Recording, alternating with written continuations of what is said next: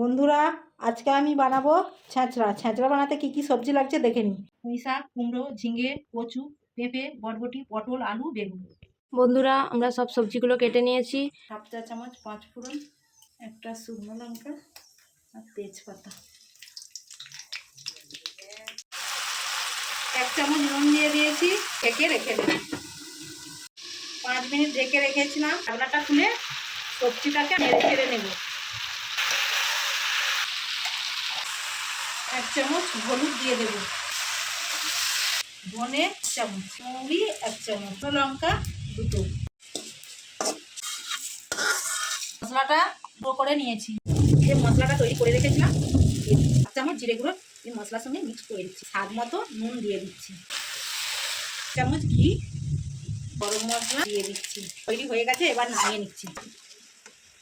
পুরো ভিডিও দেখতে গেলে আমাদের চ্যানেলে আসতে